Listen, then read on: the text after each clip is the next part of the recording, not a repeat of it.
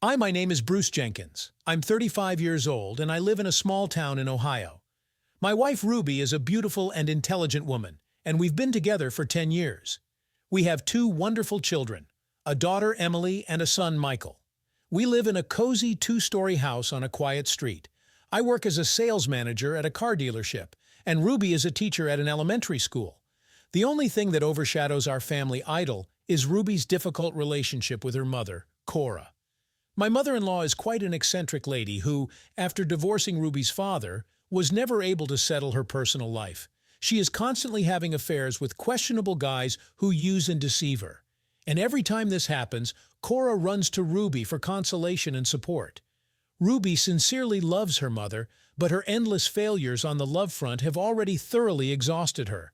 She tries to bring Cora to her senses, to explain that she shouldn't trust the first person she meets, but to no avail. My mother-in-law continues to step on the same rake and then wonders why she's so unlucky with men. I've always been somewhat cool towards Cora. It seemed to me that she was too infantile and trusting for her age. Besides, her constant heart-wrenching stories about failed romances quite frankly annoyed me. I believe that an adult woman should be responsible for her actions and not shift responsibility to others. However, I tried to keep my opinion to myself and not interfere in Ruby's relationship with her mother.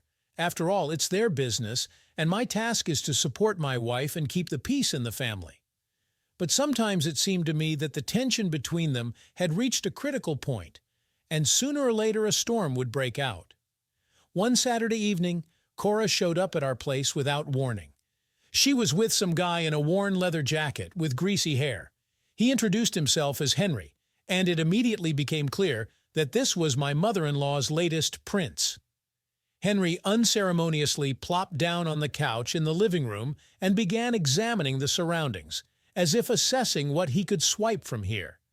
His beady little eyes were darting around the shelves and closets, looking for potential prey.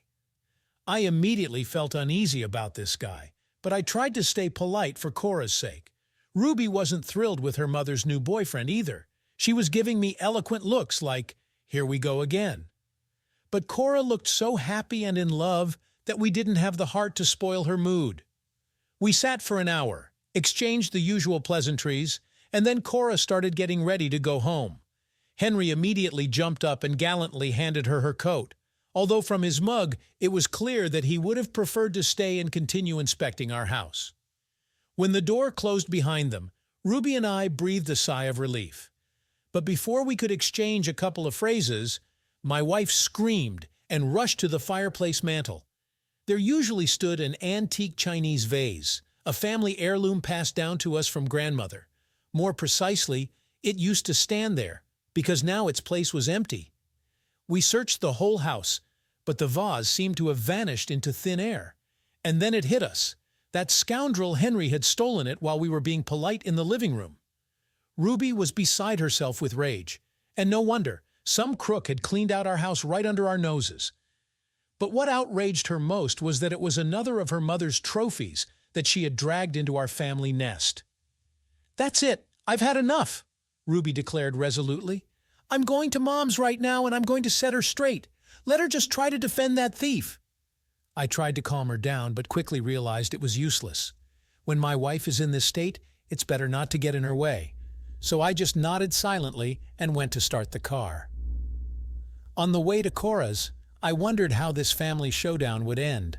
On the one hand, Ruby was right. You can't let this slide, or Cora will keep dragging all sorts of riffraff into the house. But on the other hand, a scandal was unlikely to improve their already difficult relationship. As I expected, the visit to my mother-in-law turned into a real nightmare. As soon as she crossed the threshold, Ruby pounced on her mother with accusations. She shouted that Henry was a thief and a scoundrel, that he had brazenly robbed us, taking advantage of her trust. At first, Cora tried to deny everything, but when she realized that it was useless to make excuses, she also broke into a shout. The ladies hurled insults at each other, recalling all past grievances and claims. Henry wisely made himself scarce at the very beginning of the showdown, grabbing his few belongings. The vase was not among them. Apparently, he had already fenced it to someone on the way. Meanwhile, Ruby finally lost her temper and told her mother not to even think about communicating with her until she came to her senses. She demonstratively slammed the door and rushed to the car, leaving Cora sobbing in the hallway. I drove in silence, not daring to utter a word. The whole way, Ruby was angrily clenching her fists and whispering curses through her teeth. I understood that she needed to let off steam, so I didn't bother with consolation. The following weeks, a heavy silence reigned in our house. Ruby kept her word and stopped all communication with her mother. She ignored her calls, didn't respond to messages, and pretended she didn't exist. I could see how hard this fight was for her, but I understood that it was useless to interfere. Only Cora could fix the situation, but it was unlikely she was capable of it. About 2 months had passed since the scandal over the stolen vase. Life was slowly getting back to normal, although the atmosphere in the house remained tense. Ruby still wasn't talking to her mother and would get gloomy every time I tried to bring up the subject. And then one fine morning the phone rang. It was Cora, for the first time since the fight. She timidly said hello and asked if she could come visit us for the weekend. At first Ruby wanted to refuse, but then she took pity and gave the go-ahead. On Saturday we went to the beach. The idea of reconciliation was mine. I hoped that on neutral territory, away from home, the tension between Cora and Ruby would ease. Besides, there was always a relaxed, calming atmosphere on the beach that was conducive to heartfelt conversations. At first everything was going well. Cora was friendly and even apologetic, showing with her whole appearance that she regretted what had happened. Ruby also softened and began to thaw little by little. They even managed to have a normal conversation and remember funny moments from the past. I felt out of place. On the one hand, I was glad that the ice in the relationship between my mother-in-law and my wife had finally started to melt. But on the other hand, I noticed the strange looks that Cora was throwing in my direction. It wasn't the usual friendliness or affection. Her eyes seemed to feel me up, evaluate me like goods on a counter. Those looks made me uncomfortable, and I tried to keep my distance from my mother-in-law. But then something unexpected happened. Cora decided to go for a swim and got into the water, but suddenly began to drown. She was floundering and screaming, clearly not coping with the current. Ruby and I rushed to her aid, but I was more agile and reached my drowning mother-in-law first. I grabbed Cora around the waist and dragged her to the shore. She was clinging to me convulsively, making it hard to swim, but I still managed to pull her into the shallows. There I laid her on the sand and tried to bring her to her senses. While giving Cora artificial respiration, I suddenly felt her lips move slightly, as if responding to my touch. It was so inappropriate and strange that I recoiled, not believing my senses. And the next moment, Cora's eyes flew open and she stared straight at me. There wasn't a hint of gratitude or relief in her gaze. Instead, there was some strange, nasty triumph there, as if drowning was part of her plan. She grinned predatorily and mouthed, "How interesting." I went cold. Only now did it dawn on me that Cora wasn't drowning, but just pretending to test my reaction. And that reaction clearly pleased her. God, what was I thinking when I went to save her? Ruby, not noticing anything, ran up to us and started hugging her mother, rejoicing that she was alive. Cora responded to her embraces, but at the same time kept her eyes on me. I felt her gaze burning through me, as if undressing and appraising me. I wanted like hell to get away from this woman, who suddenly began to cause me not only dislike, but also apprehension. However, I put on a perfunctory smile and played along with the general joy. After all, the main thing is that Cora is alive and well, and the rest can be put aside for now. But I felt that this was only the beginning of something bad, and how right I was. In the evening, when we got home, Ruby called her mother to inquire about her health. I was all ears, hoping to catch what they were talking about, but Ruby only occasionally agreed in monosyllables and nodded. Judging by her tone, Cora didn't say anything suspicious, but as soon as my wife was out of the room, the phone rang again. This time my mother-in-law's number appeared on the display, and after some hesitation, I picked up the receiver. Cora got straight to the point. "Hello, Bruce. We need to talk." Her voice was as sweet as molasses, and at the same time insistent. I immediately sensed something was wrong, but it would have been stupid to refuse to talk. After all, she's my wife's mother. I can't just blow her off like that. "Of course, Cora. I'm listening," I said cautiously. You saved my life today. I will never forget that, she purred. Oh, come on. It's only natural. I would have done it for anyone, I hastily replied, feeling the blood rush to my cheeks. For anyone? I don't think so. You felt something special when you were giving me mouth to mouth, didn't you? Cora asked insinuatingly. I went cold. So I wasn't imagining it. She really was responding to my touch. But how is that possible? Is my mother-in-law really trying to seduce me? Cora, I don't know what you're talking about, I squeezed out, feeling a chill down my spine. Don't pretend, Bruce. I saw the way you looked at me. You wanted me, admit it, she insisted. I felt the ground slipping from under my feet. This is some kind of absurdity nonsense. This simply can't be happening. My mother-in-law, my beloved wife's mother, is trying to get me into bed? Who does she think she is? Cora, are you out of your mind? You're Ruby's mother, my mother-in-law. How could you even think of such a thing? I was indignant, barely restraining my anger. So what? Big deal, a mother-in-law. Ruby barges into my personal life and wrecks my relationships without a problem. Why can't I do the same? Cora snorted. I was speechless. This already smacked of some kind of revenge, and a completely perverted one at that. Not only was Cora trying to seduce her son-in-law, but she was doing it to spite her daughter. This was beyond the pale. Listen, Cora, I began, trying to appeal to her reason, but my mother-in-law didn't let me finish. Enough talk, Bruce. If you're a man, come to me right now. Ruby's not home. We'll be alone. With that, she hung up. I stood there, gripping the phone, feeling a frenzy of rage and panic rising in my chest. This woman has clearly lost her mind. How could she propose such a thing to me, and in such an insolent manner? And what do I do now? Tell Ruby everything? No, that's out of the question. She'll go crazy with the news. Ignore Cora? What if she pulls some other stunt, starts taking revenge on me? You can expect anything from this lady. In the end, I decided that the best thing to do would be to go to Cora's and talk to her calmly, like adults. Explain to her the absurdity and inadmissibility of her behavior, appeal to her sanity. Yes, it would be hard, given her explosive temper and inadequacy.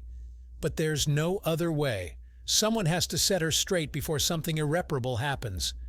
I lied to Ruby that I was going to the car dealership. I had forgotten some papers there. She smiled and pecked me on the cheek, and I felt a painful pang of guilt. I didn't want to deceive my wife, but she definitely wouldn't have understood the whole truth. All the way to Cora's house, I was frantically searching for words, trying to formulate my position as clearly and correctly as possible. But as soon as I crossed the threshold of her bedroom, all the prepared phrases instantly flew out of my head. Cora was waiting for me, sitting on the bed in nothing but a silky robe. Her hair was disheveled, her eyes were feverishly bright, and a triumphant smile played on her lips. She looked at me like a cat at a mouse caught in a snare, anticipating sinking her claws into a helpless victim. Well, finally, Bruce, I've been waiting for you, she purred, rising to meet me. Cora, listen, I came to... I began, but my mother-in-law didn't let me finish. With one swift movement, she threw off her robe, standing before me in her birthday suit, and pressed herself against me with her whole body. Shh, no words, just kiss me, she whispered, sinking her lips into mine in an imperious kiss. For a second I was taken aback by such pressure, but I quickly came to my senses and tried to pull away. However, Cora clung to me with unexpected strength, wrapping her arms around my neck. Her naked breasts were pressed against mine. Through my clothes I could feel the heat of her aroused body. At that moment, my mind finally shut down, giving way to primal instincts. All good intentions, all arguments of reason at once evaporated, replaced by a wild, all-consuming lust. And even though I understood that this was madness, that I mustn't give in, I no longer had the strength to resist. Obeying an unknown force, I swept Cora into my arms and tipped her onto the bed.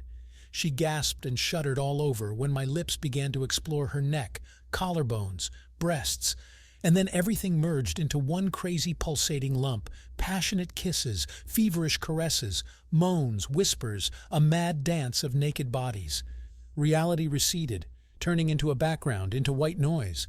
Only our bodies intertwined existed, only waves of pleasure, hitting again and again, until a blinding, almost painful finale overtook us, and after, a ringing, devastating emptiness, and the realization that I had just made the worst mistake of my life. In the morning, I woke up completely broken and devastated. The events of last night seemed like some kind of ridiculous, terrible dream, and at the same time they were excruciatingly real. My body ached, studded with traces of passion, and hot, shameless pictures of my and Cora's madness kept popping up in my memory. How could this have happened? How could I have succumbed, yielded to this insane passion? I love Ruby. We have a wonderful family, 2 children. And I destroyed it all in one moment, indulging my base desires. What will happen now? These thoughts made me break out in a cold sweat, and I wanted to run away immediately, to hide from here. But Cora was already awake, and now looking at me with a lazy, satisfied smile. She stretched her whole body like a well-fed cat and purred, "Good morning, lover boy. I must say you're a real tiger. You slayed me." Her familiar tone and innuendos made me cringe. Last night suddenly appeared before me in all its unsightly light, and I shuddered with disgust, at myself, at Cora, at what we had done. "Listen, what happened yesterday was a terrible mistake. It shouldn't have happened, and it will never happen again. I love your daughter, and I'm not going to destroy my marriage," I said firmly, looking my mother-in-law in the eye. Cora's lashes fluttered in confusion, and then she suddenly laughed, maliciously and sarcastically. "Oh, come on, handsome, as if you have a choice. You're mine, period. And if you try to wriggle out of it, I'll tell Ruby everything. I wonder what she'll say when she finds out how her hubby is having fun with Mommy." It was like a bucket of ice water had been dumped on me. Not this. If Ruby learns the truth, it's the end, completely and irrevocably. Our marriage, our family, everything will collapse, turn to ashes, and I will become a nobody, a traitor who destroyed his own and others' happiness. You wouldn't dare," I croaked, feeling a sticky, suffocating horror growing in my chest. "Oh, I'll dare if you're a bad boy." Cora bared her teeth predatorily. "So you better do as I say, and we won't have any problems. And for now, get out of here before Ruby misses you." I flew out of her house as if scalded.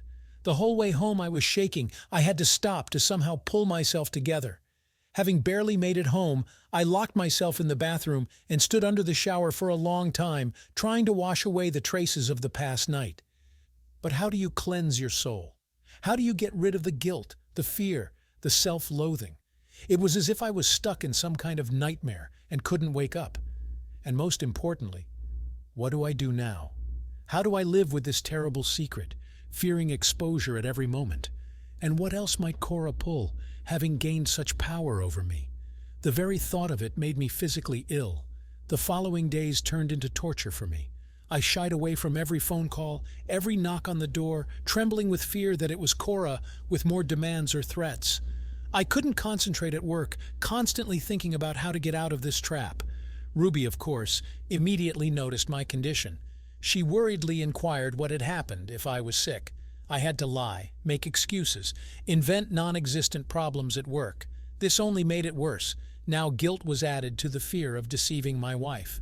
A couple of times Cora did call, ostensibly to inquire about things, to chat, but I heard the veiled threat in her voice, the hint of our secret.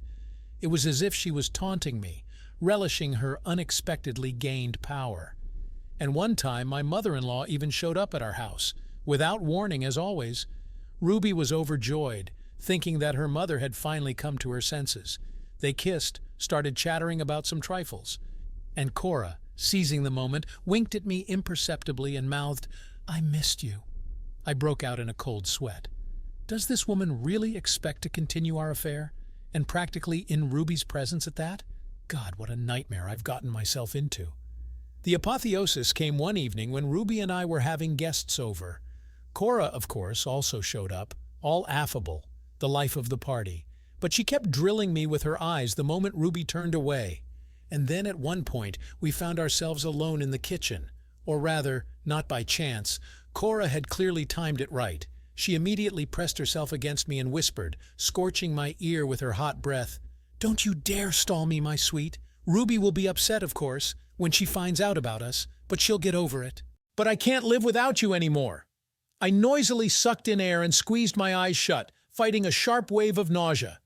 At this moment, my wife walked into the kitchen and found us standing almost pressed against each other. Her eyebrows shot up in surprise. Alarm flashed in her eyes. "What's going on here? Bruce, Mom, did something happen?" she asked tensely. I opened my mouth to explain everything, to lie once again, but I couldn't. The words stuck in my throat. My breath caught. I suddenly realized with all clarity that I couldn't live like this anymore. I can't lie to my wife, wriggle out of it, tremble with fear of exposure. It's beyond my strength. "Ruby, we need to talk," I squeezed out, feeling my heart pounding. "I need to confess something to you." My wife's eyes widened in amazement, and Cora turned deathly pale. She tried to say something, but I had already made up my mind. Come what may, but I must tell Ruby the truth. Otherwise, this lie will eat me alive. "Bruce, what are you talking about? What confessions? We have guests." Ruby tried to appeal to my sanity, but the process could no longer be stopped. Stammering and stumbling over every word, I laid out the whole story to my wife, about the beach, about the night with Cora, about her threats and blackmail. Tears welled up in Ruby's eyes. She covered her mouth with her hand as if holding back a scream. And Cora stood there, neither alive nor dead, silently watching the destruction of her own plan. "Forgive me, sweetheart. I'm so guilty before you. There's no forgiveness for me, but understand, it was a mistake, a momentary clouding of mind. I love only you and no one else," I fervently assured my wife, feeling tears stinging my eyes. Ruby was silent, looking at me with such shock and pain that I wanted to sink through the floor. Finally, she turned to her mother and hissed through clenched teeth. "How could you, Mom? How could you do this to me? Seduce my husband, destroy our family? Did you always not give a damn about my happiness?" Cora mumbled something in her own defense, but Ruby wasn't listening anymore. She flew out of the kitchen, slamming the door so hard the glass rattled. A minute later, her angry voice came from upstairs. "That's it. I've had enough. Bruce, you can stay with that snake if you want. But I'm leaving, and I'm taking the kids. Don't you dare follow me. I don't want to see you." My vision went dark. Here it is. What I feared most has happened. My family is destroyed, collapsed like a house of cards, and it's all my fault, and my damn lust that couldn't resist temptation.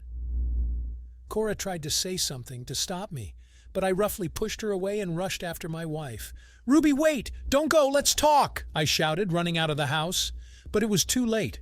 Her car had already disappeared around the corner. Exhausted, crushed, I sank right down on the porch, covering my face with my hands. What have I done, my God? Is this the end? Have I really lost my wife, my children, everything that was my life? Behind me, the door creaked. Cora stood on the threshold, pale and confused. For a moment, I wanted to grab her throat, to strangle this viper who had destroyed my happiness. But I immediately felt ashamed of this impulse. After all, Cora is essentially just a tool. The main culprit of what happened is me, my weak will and lust. "Bruce, forgive me. I didn't want it to turn out like this. I'll go, I guess," Cora stammered, and backing away, disappeared into the house. "Yes, get out of here. Disappear. I've had enough of your doing. I need to try to fix everything, to beg Ruby's forgiveness. After all, she couldn't have just crossed me out of her life like that all at once. Our love, the years we've lived together, doesn't it all mean anything? I knew it wouldn't be easy, that perhaps I would never be able to restore the shattered trust. But I was ready to crawl on my knees, to humiliate myself, if only Ruby would forgive me, if only she would give me one more chance, me, our family, our love. With that thought, I got up and went to gather the shards of my life that had been smashed to smithereens. A long and difficult road lay ahead, but I was ready to walk it to the end. Because otherwise, there's no point in living. Did you like this story? Let us know in the comments what you liked. Subscribe to our storytelling podcast. Also, don't forget to like and ring the bell so you don't miss more interesting stories. See you soon.